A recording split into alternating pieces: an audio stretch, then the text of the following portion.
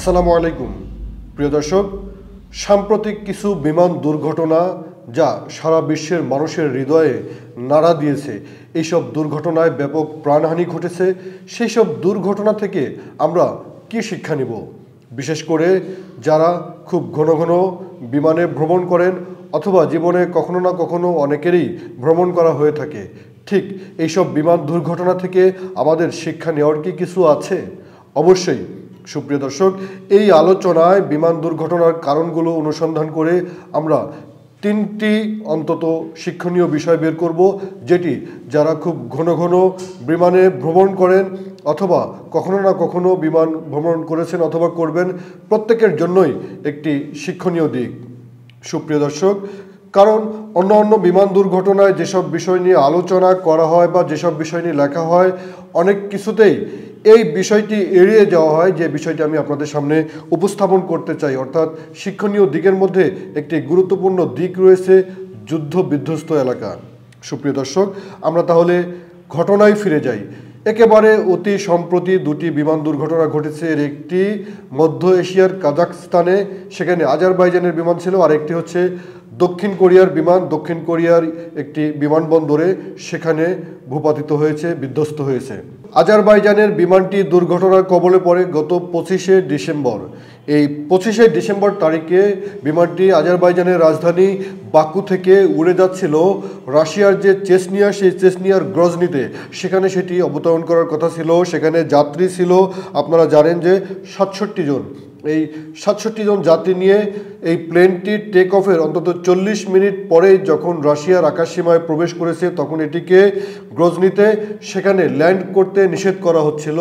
রাশিয়ার আকাশসীমা যারা নিয়ন্ত্রণ করে থাকেন তাদের পক্ষ থেকে এটিকে সেখান থেকে ফিরে গিয়ে কাজাখস্তানে গিয়ে, অর্থাৎ কাস্পিয়ান সাগর পাড়ি দিয়ে কাজাখস্তানে গিয়ে, অর্থাৎ রিটার্ন এসে, অনেকটা বলা হয় যে এটি ইউটার্নের মতো, ইউটার্ন করে এসে কাজাখস্তানে এসে এটিকে মূলত ল্যান্ড করার কথা বলা হচ্ছিল। কিন্তু এর মধ্যেই যেটি দেখা যায়, রাশিয়ার আকাশেই এটি একটি মিসাইলের আঘাতে ভূপাতিত হয় কাজাখস্তানে। মোটামুটি এটি কাজাখস্তান এবং রাশিয়ার এই অঞ্চল পাশাপাশি, কাজাখস্তানের একটি ফাঁকা মাঠের মধ্যে এটি ভূপাতিত হয়। বেশ, এখানে এখন পর্যন্ত যে তথ্যপত্র এসেছে যে অন্তত 38 জন প্রাণহানি ঘটেছে এই ঘটনায়, এবং 67 জনের মধ্যে 38 জনের প্রাণহানি ঘটেছে।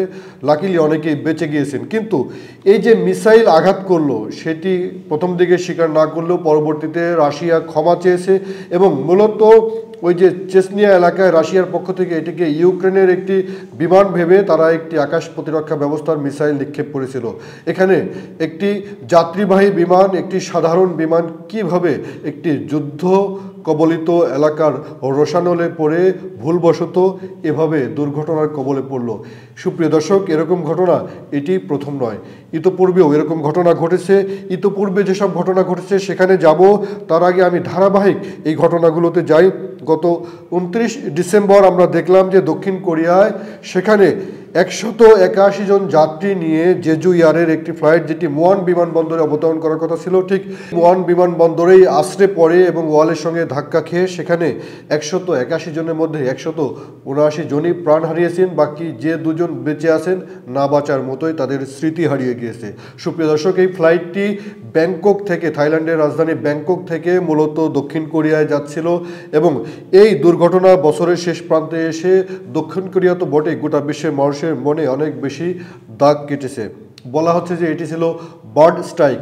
এয়ার কন্ট্রোল ট্রাফিক থেকে সতর্ক করা হয়েছিল, পাইলটকে বলা হয়েছিল যেন এটি ল্যান্ড না করে। তারপরও যেটি দেখা যায় এখন পর্যন্ত, যেটি জানা গিয়েছে যে এই প্লেনটির পাখায় এর আগেই সেখানে বার্ড স্ট্রাইক হয়েছিল, পাখি ঢুকে গিয়েছিল, এবং পাখি ঢুকে যাওয়ার পরে সেখানে ইঞ্জিন বিকল হয়ে গিয়েছিল, এবং এটি যখন জোর করে ল্যান্ড করার চেষ্টা করছিল, একবার চলে গিয়েছিল, পুনরায় আবার যখন ল্যান্ড করে তখন বোঝা যায় যে পাইলট অনেক বেশি বিপাকে পড়ে গিয়েছিলেন, তার কাছে এটিকে ল্যান্ড করা ছাড়া আর কোনো বিকল্প অপশন ছিল না। আরেকটি ঘটনা এখানে ঘটেছে, এই প্লেনটি মূলত এখানে বেলি ল্যান্ড করেছে। বেলি ল্যান্ড তখনই করে যখন তার ল্যান্ডিং গিয়ার কাজ না করে, এবং ল্যান্ডিং গিয়ার কাজ করছিল না বলেও এখন পর্যন্ত এটি দৃশ্যমান হয়েছে ভিডিও ফুটেজে।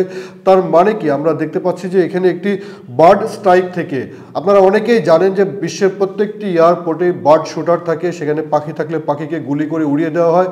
এই একটি বার্ড স্ট্রাইক থেকে মূলত এখানে একটি ডিজাস্টার হলো, এত বড় একটি দুর্ঘটনা ঘটলো। সুপ্রিয় দর্শক, আমরা আরেকটু অতীতে ফিরে যাই। 2020 সালের ঘটনা, যখন ইরানের হাজী কাসেম সোলাইমানিকে ইরাকে হত্যা করেছিল মার্কিন যুক্তরাষ্ট্র। ঠিক এর পরে 72 ঘন্টার মধ্যেই ইরাকে মার্কিন যুক্তরাষ্ট্রের যে সামরিক ঘাঁটি রয়েছে সেখানে ইরান হামলা করেছিল। এই হামলা যেদিন ইরান করেছিল ওই দিন টানটান উত্তেজনা পুরো মধ্যপ্রাচ্য জুড়ে, বিশেষ করে ইরান এবং ইরাকের এই ভূখণ্ড জুড়ে, ইরান এবং ইরাকের আকাশসীমা জুড়ে মার্কিন যুক্তরাষ্ট্র এবং ইরাকের মধ্যে টানটান উত্তেজনা। এই উত্তেজনার ক্রসফায়ারে পড়ে যায় ইউক্রেনের একটি যাত্রীবাহী বিমান। ইউক্রেনের মালিকানাধীন এই বিমানটি ইরানের রাজধানী তেহরান থেকে উড়ে এটি যাচ্ছিল মূলত ইউক্রেনের রাজধানী কিয়েভে, এবং এখানে এই বিমানে অন্তত 50 জনেরও বেশি কানাডার নাগরিক ছিল। সুপ্রিয় দর্শক, আমরা দেখছি যে এই বিমানে মূলত যেটি হয়েছিল যে ইরানের যে বিপ্লবী গার্ড বাহিনী রয়েছে, যেটিকে আমরা IRGC বলি, এই ইসলামী বিপ্লবী গার্ড বাহিনী, তারা ভুলবশত তাদের মিসাইল নিক্ষেপ করেছিল। তারা মনে করেছিল যে তাদের আকাশসীমায় মার্কিন যুক্তরাষ্ট্রের কোনো ড্রোন অথবা কোনো বিমান, যুদ্ধ বিমান ঢুকে পড়েছে। এই টানটান উত্তেজনা থেকে তারা ভুলবশত এটি মিসাইল নিক্ষেপ করে মূলত ধ্বংস করে দিয়েছিল। সুপ্রিয় দর্শক, এই 2020 সালের যে বিমান দুর্ঘটনাটি ঘটেছিল জানুয়ারি মাসে, সেখানে 176 জন যাত্রী প্রত্যেকেই প্রাণ হারিয়েছিলেন। এর জন্য ইরান ক্ষমা চেয়েছিল। সুপ্রিয় দর্শক, এর আগে যদি আমরা যাই 2018 সালে বাংলাদেশ থেকে আমরা দেখছি যে নেপালের রাজধানী কাঠমান্ডুতে US বাংলার একটি এয়ারলাইন্স গিয়ে সেখানে বিধ্বস্ত হয়েছিল, এবং সেখানে মূলত নেপালের যে ত্রিভুবন বিমানবন্দর রয়েছে সেটিতে তাদের যে ট্রাফিক সিস্টেম রয়েছে সেখান থেকেই কতগুলো ভুল সিগন্যাল দেওয়া হয়েছিল, যার ফলেই সেই দুর্ঘটনা ঘটেছিল। কারণ ওই সময় তাৎক্ষণিক এটি নিয়ে আমি একটি কলাম লিখেছিলাম পত্রিকায় একটি জাতীয় দৈনিকে কলাম ছাপা হয়েছিল, যে কারণে আমার খুব ভালো করেই মনে রয়েছে 2018 সালে এই দুর্ঘটনার পিছনে মূলত নেপালের যে এয়ার ট্রাফিক কন্ট্রোল সিস্টেম সেটি দায়ী ছিল। এরপরে ওই সময় আমি জানতে পেরেছিলাম সেটি হচ্ছে যে এই নেপালের কাঠমান্ডুতে এই ত্রিভুবন বিমানবন্দর, এটি ইউরোপের উন্নত দেশগুলো প্রায় প্রত্যেকে ব্ল্যাকলিস্টেড করেছে। এখানে তাদের দেশের কোনো বিমান চলাচল করে না, কারণ সেখানকার যে জিওগ্রাফি, অর্থাৎ আশেপাশে যে পাহাড়গুলোর আকৃতি, আপনারা অনেকেই জানেন নেপাল হচ্ছে একেবারে ল্যান্ডলকড কান্ট্রি, এবং এই নেপালেই হচ্ছে বিশ্বের সর্বোচ্চ শৃঙ্গ এভারেস্ট রয়েছে। খুব দুর্গম এরিয়া। এখানে বিমানবন্দর এমন একটি জায়গায় তৈরি হয়েছে সেখানে ল্যান্ডিংয়ের জন্য বা উড্ডয়নের জন্য খুব বেশি সুখকর জায়গা নয়। তাই এটি মূলত ন্যাচারালি, জিওগ্রাফিক্যালি খুবই একটি গুরুত্বপূর্ণ এলাকা। তাই আমরা দেখি যে এই নেপালের কাঠমান্ডুতে অবস্থিত এই যে বিমানবন্দরটি রয়েছে ত্রিভুবন বিমানবন্দর, এখানে শুধু বাংলাদেশের এই US বাংলা এয়ারলাইন্স নয়, এর আগে এবং পরে আরও অসংখ্য বিমান দুর্ঘটনার ঘটনা ঘটেছে। বাংলাদেশ থেকে উড়ে যায় সেই US বাংলা এয়ারলাইন্স অন্তত 51 জন যাত্রী প্রাণহানি ঘটেছিল, বাংলাদেশের যে পাইলট ছিলেন তিনি সহ। সুপ্রিয় দর্শক, আরেকটু অতীতে ফিরে যাই, যুদ্ধ বিধ্বস্ত এলাকায় কিভাবে প্রাণহানির ঘটনা ঘটে। 2014 সালের 17 জুলাই মালয়েশিয়ান এয়ারলাইন্সের MH17 ফ্লাইট নেদারল্যান্ডসের রাজধানী আমস্টারডাম থেকে উড়ে যাচ্ছিল কুয়ালালামপুরে। এটি মূলত ইউক্রেন এবং রাশিয়ার উপর দিয়ে যাচ্ছিল। ইউক্রেন রাশিয়ার সীমান্তে সেই সময় উত্তেজনা চলছিল, এবং রাশিয়ার ব্যাকড একটি গ্রুপ, তারা মূলত রাশিয়ার মিসাইল দিয়ে মালয়েশিয়ান এয়ারলাইন্সের ওই ফ্লাইটে আঘাত করেছিল, এবং সেখানে সেই ফ্লাইটে থাকা 283 জন যাত্রী এবং ক্রু, পাইলট সহ সবার একদম তাৎক্ষণিক প্রাণহানি ঘটেছিল। এত বড় একটি দুর্ঘটনা মালয়েশিয়ার জন্য খুব অনেক বড় বেদনার ছিল, কারণ ওই একই বছরে 2014 সালে মার্চ মাসে কুয়ালালামপুর থেকে একটি মালয়েশিয়ান এয়ারলাইন্সের, অর্থাৎ মালয়েশিয়ার রাষ্ট্রীয় মালিকানাধীন এই মালয়েশিয়ান এয়ারলাইন্স, তাদের ফ্লাইট যেটি চীনের বেইজিংয়ে যাচ্ছিল, যাওয়ার সময় রাত্রেবেলা নিখোঁজ হয়েছিল। সেই বিমানের নিখোঁজ হওয়ার রহস্য আজ পর্যন্ত পুরোপুরি উদ্ঘাটন করা যায়নি। হাজারো থিওরি তৈরি হয়েছে। সুপ্রিয় দর্শক, এবং ঘটনাবশত ওই সময় আমি কিন্তু মালয়েশিয়ার রাজধানী কুয়ালালামপুরে অবস্থান করছিলাম, এবং ওই সময়গুলোতে আমি ফ্রিকুয়েন্ট মালয়েশিয়ায় যাতায়াত করতাম, এবং প্রথম দিকে মালয়েশিয়ান এয়ারলাইন্সের ফ্লাইটে যাতায়াত করলেও পরবর্তীতে আমার মধ্যেও কিন্তু ভয় চেপে বসে, আমি মালয়েশিয়ান এয়ারলাইন্সের ফ্লাইট অ্যাভয়েড করে চলতাম। আসুন আমরা শিক্ষণীয় বিষয়গুলো বের করি। তার আগে আমার অনুভূতির কথা বলি। যেহেতু আমি আন্তর্জাতিক বিষয় নিয়ে বিশ্লেষণ করি, আমার ইন্টারন্যাশনাল ম্যাপ রিডিং সম্পর্কে মোটামুটি ভালো ধারণা রয়েছে। আমি 2023 সালে অন্তত 2 দফা, একবার দুবাই থেকে আমি ইস্তাম্বুলে গিয়েছিলাম এমিরাত এয়ারলাইন্সে। এটি যে পথ পাড়ি দেয়, বিশেষ করে পুরো ইরাকের পথ পাড়ি দিয়ে তুরস্কের আকাশসীমায় প্রবেশ করে। এই ইরাক যেহেতু যুদ্ধবিধ্বস্ত সেখানে, এবং পাশেই সিরিয়া, এই সকল অঞ্চলে ভ্রমণ করতে আমার খুব বুক কেঁপেছিল। যতক্ষণ পর্যন্ত না তুরস্কের আকাশসীমায় প্রবেশ করছি ততক্ষণ পর্যন্ত কিন্তু আমি খুব ভয়ে ছিলাম, যেহেতু আমার এই অঞ্চল সম্পর্কে ধারণা রয়েছে। সুপ্রিয় দর্শক, ঠিক ওই বছরে আরেকটি যাত্রা করেছিলাম আমি গালফ ইয়ারে, বাহরাইন থেকে মূলত ইস্তাম্বুলে। সেটিও আমার জন্য অনেক ভয়ের ছিল এবং একই পথে কিন্তু আমি রিটার্নও করেছিলাম। আর এর আগে পরে আমি টার্কিশ এয়ারলাইন্সে সরাসরি এসেছি, সেটি অবশ্যই মধ্যপ্রাচ্যের এই সমস্ত সংঘাতপূর্ণ এরিয়াতে যায় না, যেটি বাংলাদেশে আসে অন্য পথ দিয়ে।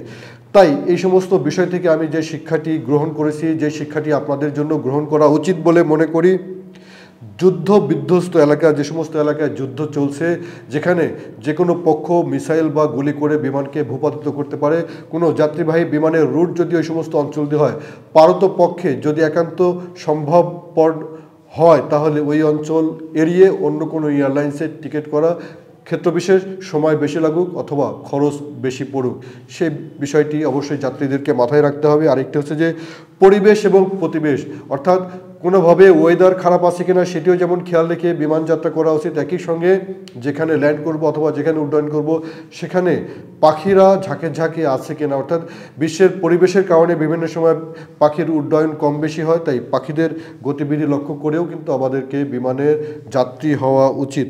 শেষ কথা যেটি, সেটি হচ্ছে যে পরিবেশের সাথে সংশ্লিষ্ট, সেটি হচ্ছে যে বিমানবন্দর এবং জিওগ্রাফি, যেটি বললাম নেপালের কাঠমান্ডুর কথা। সেখানকার বিমানবন্দর যেহেতু সেখানকার যে স্ট্রাকচার ঠিক নাই, যে কারণে আন্তর্জাতিক অঙ্গনের অসংখ্য গুরুত্বপূর্ণ দেশ এই নেপালের ত্রিভুবন বিমানবন্দরকে তারা ব্ল্যাকলিস্টেড করেছে, তাদের বিমান যাতায়াত করে না। তাই আমাদেরকেও এই বিষয়গুলো খেয়াল রাখতে হবে। সুপ্রিয় দর্শক, যারা বিমানে ভ্রমণ করেন ফ্রিকুয়েন্ট অথবা যারা জীবনে এক দুবার করেন অথবা করবেন, প্রত্যেকেরই এই বিষয়গুলো খেয়াল রাখা উচিত। সামান্যতম সময় এলোমেলো করে ওয়েদারের কারণে অথবা কখনো আমরা দেখছি যে বিশেষ করে যুদ্ধ বিধ্বস্ত এরিয়ার আকাশসীমাগুলোকে অ্যাভয়েড করে চললে অনেক বড় ধরনের ক্ষতির হাত থেকে বাঁচার সম্ভাবনা থাকে। আমরা কিন্তু এই যে রাশিয়া, ইউক্রেন, মার্কিন যুক্তরাষ্ট্র, ইরান, এই সমস্ত জায়গার মধ্যে বড় বড় 3টি দুর্ঘটনার চিত্র দেখলাম। এই সমস্ত চিত্র থেকে আমাদের এই শিক্ষা অবশ্যই গ্রহণ করতে হবে। সবাই ভালো থাকুন। অনুষ্ঠানটি দেখার জন্য ধন্যবাদ।